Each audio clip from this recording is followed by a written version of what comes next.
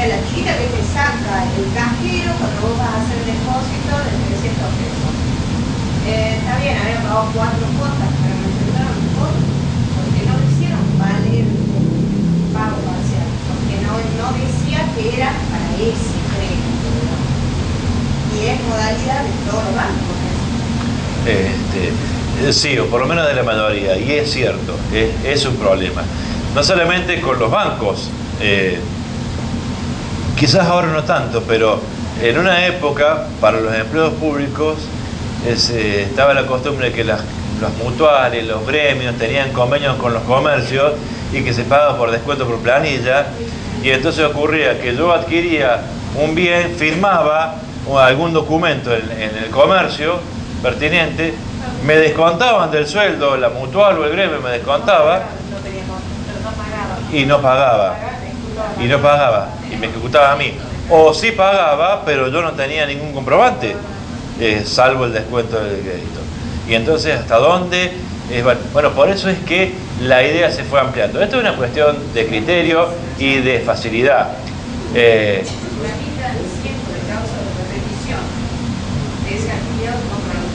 Claro. Y que terminan en eso. Terminan en eso. ¿Pero por qué? Porque en el juicio ejecutivo que el beneficiario del pagaré inicia, no hay forma de demostrar esos pagos. Porque,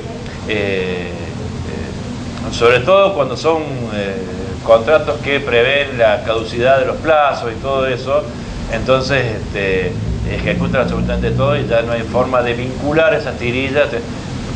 En algún punto es algo de mala fe de los bancos, en otro punto hay una suerte de imposibilidad, porque la automatización de los servicios hace que yo no pueda imputar al momento de efectuar el depósito al pago de algo. Y eso sería un supuesto en el cual yo sí podría o llamar a la autoridad de aplicación y invocar la defensa del consumidor al momento de pagar, no al momento de que me están después ejecutando, porque ahí sí no tiene nada que ver. Pero al momento de pagar, el banco debería arbitrar los medios para que se consigne que ese pago o ese depósito que estoy haciendo está imputado al pago, y además, si no es total, porque estoy pagando vencido el término para el pago de la cuota, o porque estoy pagando estoy pagando lo que puedo y no lo que tengo que pagar, los bancos siempre reciben la plata, pero después el tema de la imputación es otro problema.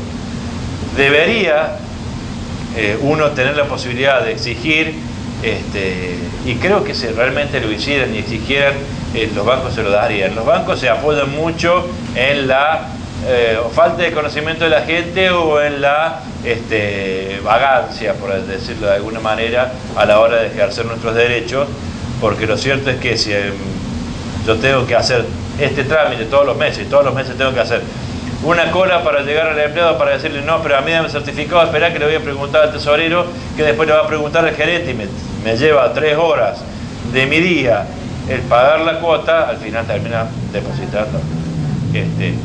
Sí, es un problema, y en estos casos se pone más en evidencia.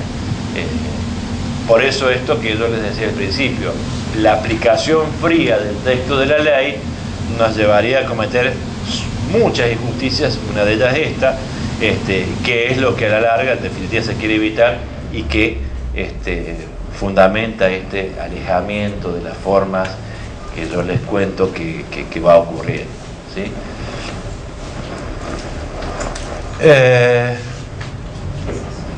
Compensación, crédito líquido que resulte de documento que traiga pareja de ejecución. Es la compensación que prevé el Código Civil,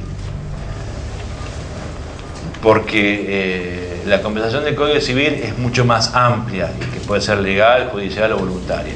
Acá está acotada a compensar la existencia de un crédito líquido que resultara de documento que traiga pareja de ejecución, y que si el requisito es que el documento traiga pareja de ejecución, quiere decir que debe tratarse de una deuda de plazo vencido, obviamente donde se intercambien las posiciones de acreedor y deudor, con lo cual nos genera duda si el endosante puede oponer esta excepción, o si solamente el beneficiario de un documento la puedo poner. Alguna jurisprudencia ha dicho que sí, que siendo el endosante obligado al pago por las normas sustanciales, no hay razón para limitarle la posibilidad de oponerle la excepción de compensación frente al ejecutante y sin que ello afecte al régimen circulatorio de crédito, porque con esa compensación lo que hace el endosante es intercambiar títulos y después poder ir a hacer la acción ejecutiva siguiente contra su endosante anterior o contra el original librador. Lo único que podríamos aclarar de la compensación es que en principio en las ejecuciones fiscales no es admitida la excepción de compensación. Pero esto es por las normas del Código Tributario, no por las normas ni del Código de Procedimiento ni del Código Civil. Eso por norma del Código Tributario. Expresamente se dice que no. Tiene algún fundamento lógico porque los créditos contra el fisco se cobran de otra manera. Normalmente el fisco compensa, pero con deudas a futuro. Si el fisco me debiera alguna deuda emergente de algún tributo, no lo hace compensando deudas vencidas, sino deudas a futuro. No me cobrarán los siguientes vencimientos, pero aquellas que ya están consolidadas o que ya son debidas, no son compensables. No tiene otra razón más que esa. Quita, espera, remisión, innovación, transacción, conciliación o compromiso documentado o cosa juzgada.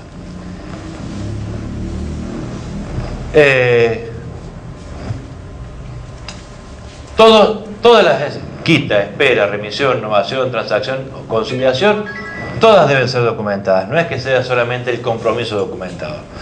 Todas y cada una de estas excepciones deben ser documentadas. La quita es una renuncia a una parte del crédito. La remisión es la renuncia a la deuda por remisión justamente del título donde la misma consta. La espera es una prórroga en el vencimiento o el otorgamiento de un plazo para el pago de la obligación consignada en el título. La novación y la extinción de una obligación por el nacimiento de otra, y esto es sumamente importante porque no hay que confundir innovación con transacción o con los cambios de modalidades en la ejecución de un crédito. No toda modificación o renegociación de deuda implica una innovación. Para que haya innovación debe surgir claramente que se extingue la deuda originaria y nace otra. Si no, no hay innovación. Puede haber transacción o puede haber una quita o puede haber una renuncia, pero no, si hubiera renuncia no habría nada, porque no nacería otra deuda. Pero no hay innovación. Y esto tiene su importancia cuando